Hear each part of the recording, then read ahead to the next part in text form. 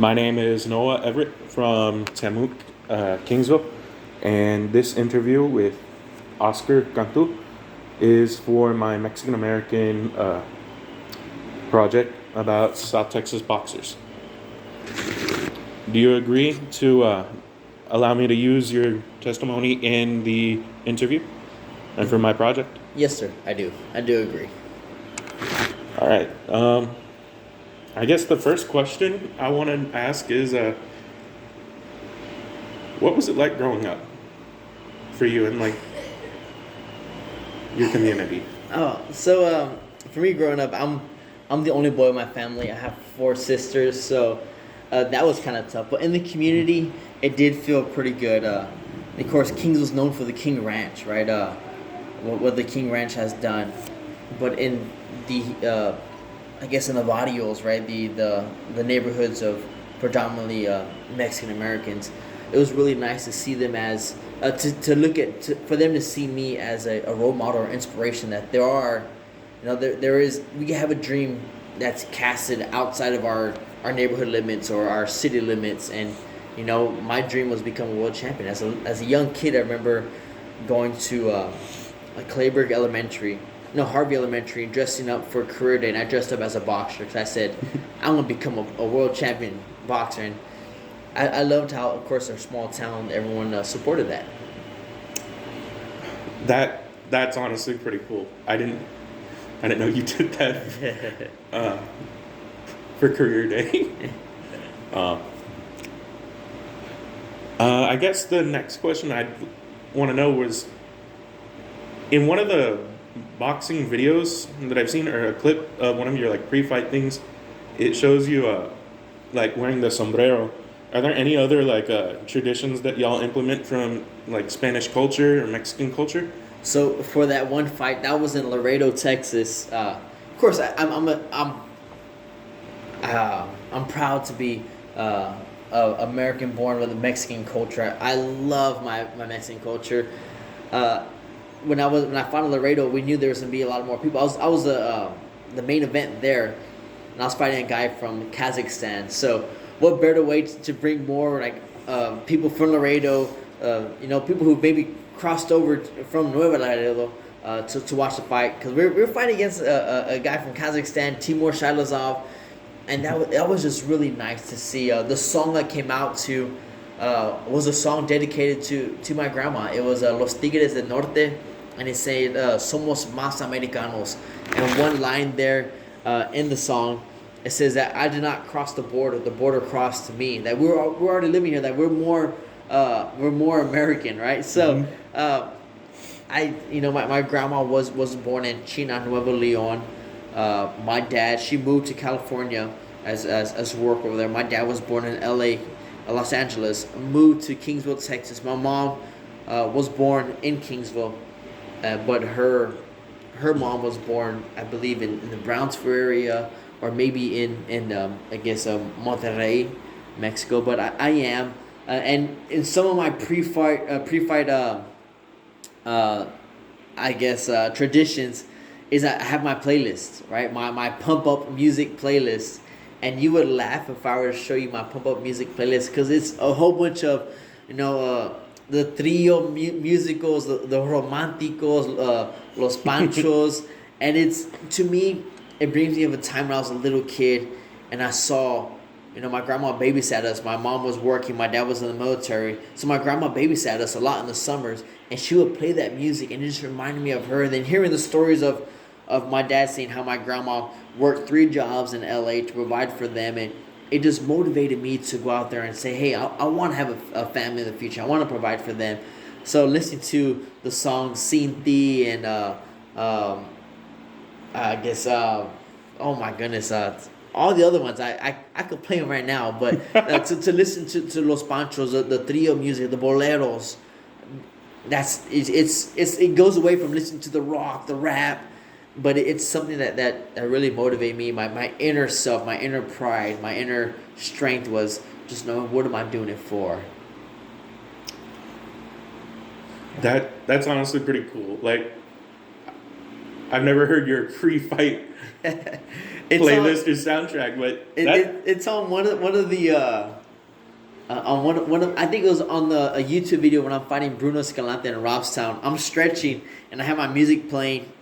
If it was up to me, I'd have it blasting real loud. But of course, I'm the main event, I'm the last fight, so everyone else is playing their music, and I gotta be respectful. But it's playing that song by Los Panchos, Cinti, and it's the calm before the storm. And once the storm comes, I'm a nice person outside of the ring, but once I get in the ring, it's all business, right? Don't take it personal. It's all business. Afterwards, I'll hug and I'll shake your hands and I'll smile. But in that ring, it's business. Because that guy is trying to knock my head off or knock me out. All right. There's another question I have for you, and this one is: did you ever experience any like real culture shock when you went like out of the country to fight? Oh my god, I did. Well, when I fought in Guadalajara, Mexico, I was a senior in high school. I was 17 years old. Yeah, I was 17 years old. 2008, AIBA Youth World Tournament in Guadalajara, Mexico. It was crazy. So we go to Guadalajara, and I'm wearing Team USA stuff. I know how to speak Spanish. My padrina live in Guadalajara. And so I'm like, yes, I get to see my Nino and Nina, right? And in Mexican culture, they're the ones to take care of you if your parents pass away. So I always told my dad, you can't die. Mom, you can't die, because I don't even know who my Nino and Nina is. I can't even speak to them. But it was going to be great to finally meet them. Unfortunately, they were busy that week, but I got to meet my god sister, hang out with her.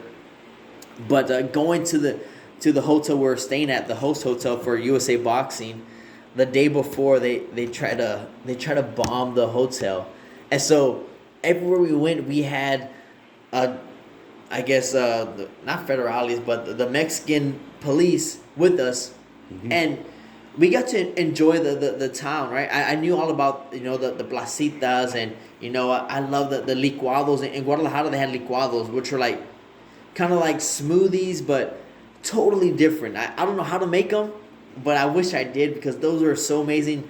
I never heard of a thing called chilaquiles. I know of migas, right? And I always joke with my mom, like, I want hormigas for breakfast. Hormigas mean ants, and migas are the little tortilla. But chilaquiles are like migas on steroids, because they have cheese and everything. So it was really cool.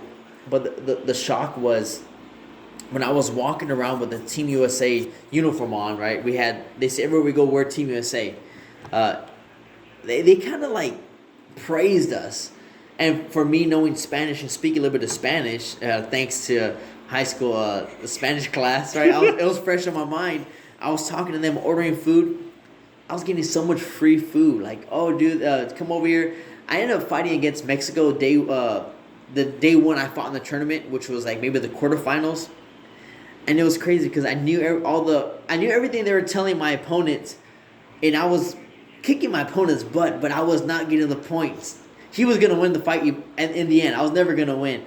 But it was just fun to have, some of my family, right, my godparent, my god sisters, cheering me on, but also getting after their friends for cheering on the Mexico guy, the Mexico team guy. It was really cool. But yeah, walking around with security guard, because the day before we showed up, they tried to bomb the hotel. That was scary. But after a while, everything calmed down. We were there for about maybe a week and a half. I got to make some friends. I met a young girl named Sonia who she lived on the street. She was a very young girl. We got per diem every day with like $50, which is like 500 plus pesos. And the day before I left, I gifted her, a good amount of pesos, and I told her to hide it in her pocket. And the gentlemen who also live on the streets kind of protected her, make sure she wasn't getting taken advantage of. And every time I went over there to get a snack because I lost, I had to worry about my weight. I would always bring her in, and she'd get, a little bag of chips and a small little chocolate. And I'll try to convince her to get a soda or get some other stuff. Because those are things we take for granted. Like, it's so cheap for us to walk to the corner store.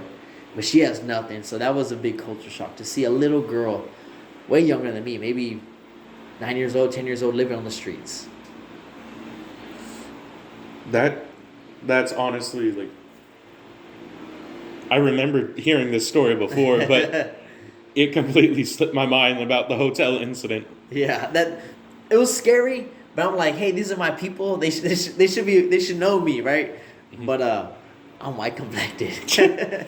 Well, thank you for letting me interview you and for letting me use this in my project. Oh, you're totally welcome. I hope this helps you out, and those who do listen to this, I hope it encourages them, saying, "Hey, we all have some roots in Mexico, and may that encourage us and motivate us to go out there and to achieve our goals." All right. Thank you, Oscar. You're welcome.